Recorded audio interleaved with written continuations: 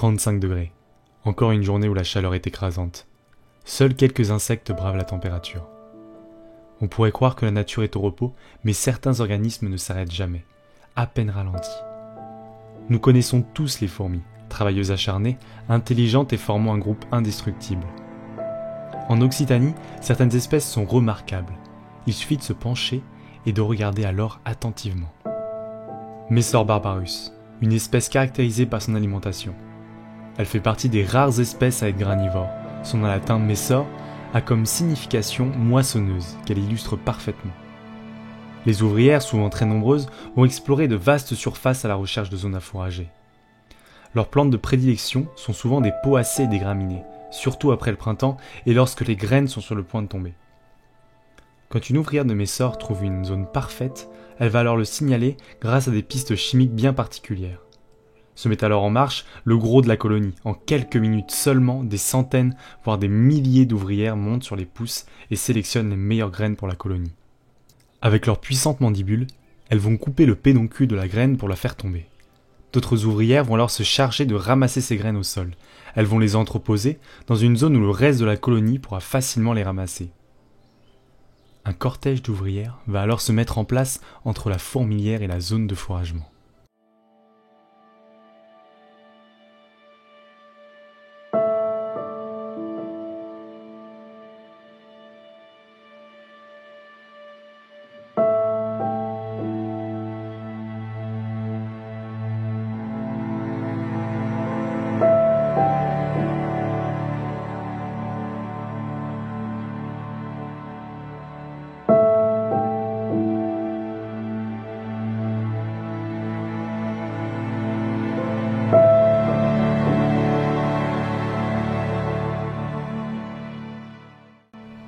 Une fois dans la fourmilière, les graines vont être stockées dans un grenier que les ouvrières auront creusé. Ce grenier, situé plus ou moins haut dans la fourmilière, va protéger les graines de l'humidité et les empêcher de germer. Elles vont alors pouvoir utiliser ces graines pour une transformation incroyable, le pain de fourmi. Les plus grosses ouvrières, appelées majors, vont venir casser les graines. Les ouvrières vont alors mélanger la graine cassée et broyée avec leur salive et de l'eau. Le pétrissage de ce mélange donne alors une pâte qui pourrait être comparée à notre pain, et qui va être mis de côté pour être consommé par les larves et les ouvrières. Contrairement à nous, elles ne vont pas chauffer le pain. Ce pain va rester en une sorte de petite boule qui va être conservée tout l'été et pourra être consommé durant l'hiver et le printemps suivant. Les colonies sont très populeuses, et grâce à leur impact sur l'environnement, elles sont considérées comme de puissantes ingénieures de l'écosystème. En effet, elles vont participer activement à la dissémination de graines et donc participer à un gain de biodiversité sur certaines zones arides ou dégradées. En effet, ces espèces sont souvent utilisées par l'industrie du pétrole ou certaines autres industries qui vont utiliser certains terrains, les rendre arides. Du coup, elles vont utiliser ces espèces-là pour permettre un regain de biodiversité plus rapide, un retour d'une strate herbacée plus rapide, c'est-à-dire de toutes les petites herbes, etc. Donc c'est vraiment une espèce qui est utilisée et qui sera continuée à être utilisée, je pense, d'ici les prochaines années, dans l'ingénierie écologique. Dans ces zones arides, très souvent exposées aux fortes chaleurs, une fourmi survit en utilisant sa vitesse et ses longues pattes. Cataglyphis cursor a des mœurs particulières qui feront sûrement l'objet d'une vidéo unique tant il y a de choses à dire. C'est une espèce assez compliquée à filmer et dont les nids sont assez peu populeux. Donc j'essaierai de vous trouver de belles colonies et vous faire une belle vidéo dessus.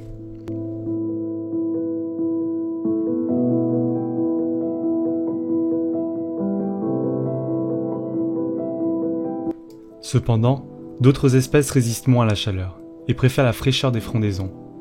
Les ouvrières de Crematogastor scutellaris sont reconnaissables à leur tête rouge et à leur abdomen en forme de cœur. Cette espèce a une prédilection pour les liquides sucrés et les miellats qu'elles peuvent récolter.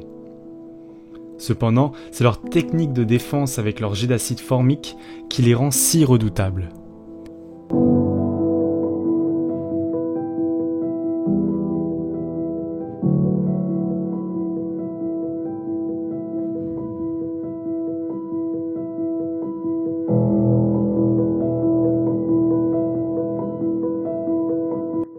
Si redoutable qu'une autre espèce de fourmi en a fait du mimétisme. Les ouvrières de Camponotus lateralis possèdent des couleurs et donc des caractéristiques physiques semblables aux crématogasteurs. Elles ne peuvent cependant pas projeter aussi facilement et de la même manière de l'acide formique. En effet, les crématogasteurs vont relever leur abdomen sur leur thorax pour pouvoir projeter de l'acide de manière assez efficace et en jet très précis. Comme toutes les autres Camponotus, elles ne peuvent pas vraiment envoyer de l'acide ou seulement en mettant leur abdomen sous leur thorax et en injectant un petit peu d'acide dans leur proie. Ce sont des fourmis assez peureuses et elles utilisent donc ce mimétisme pour leurrer leurs prédateurs. Les ouvrières de Lateralis sont assez peureuses, assez rares et se trouvent surtout autour des colonies de crématogasteurs. C'est une espèce qui est donc assez compliquée à observer car très discrète. Leurs nids sont souvent bien cachés et vous verrez rarement de reines se balader.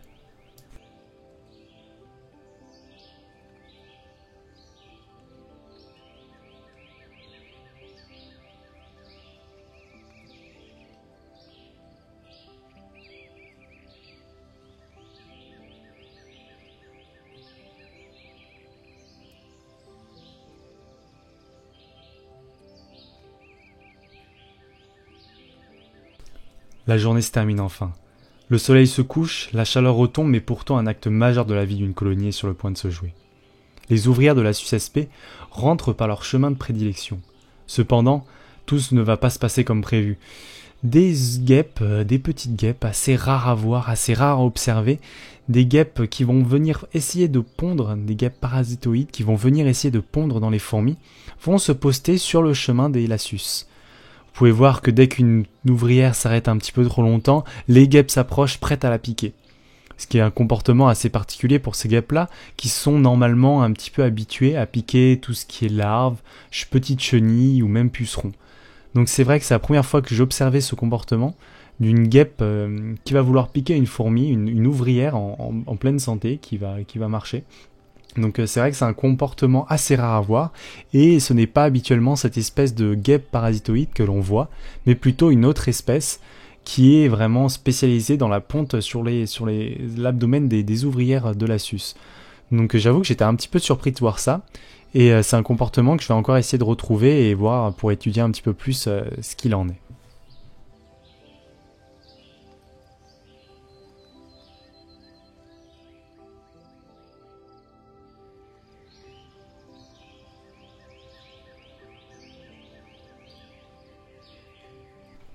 Chez les Lassus, les essaimages sont massifs et nombreux durant l'été. Ils se déroulent souvent en fin de soirée, après une journée chaude et une augmentation de l'humidité. Les mâles féconderont les femelles en plein vol, à environ 20, 30, 50 mètres du sol, ça va dépendre des conditions. Et une fois leur tâche de reproduction accomplie, les mâles vont tomber et mourir, servant de nourriture à la colonie. Les reines, quant à elles, vont tomber au sol, retirer leurs ailes et essayer d'aller fonder une de colonies.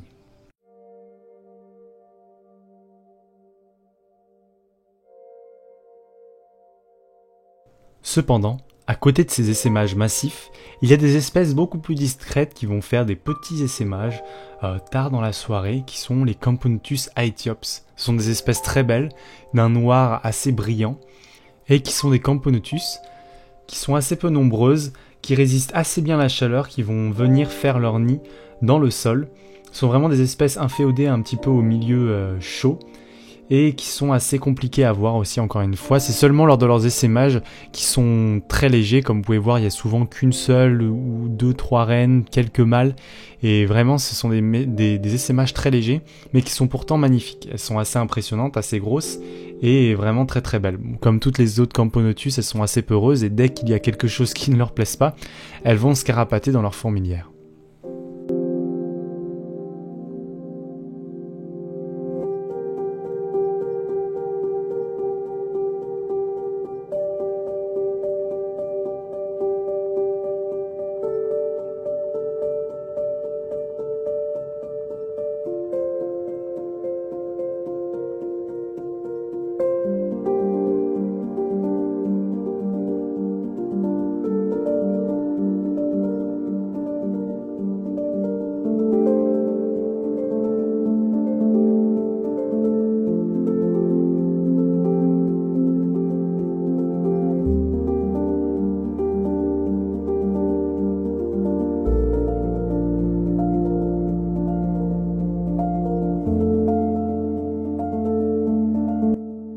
D'ailleurs, une autre espèce de fourmi embête une soldat Aethiops.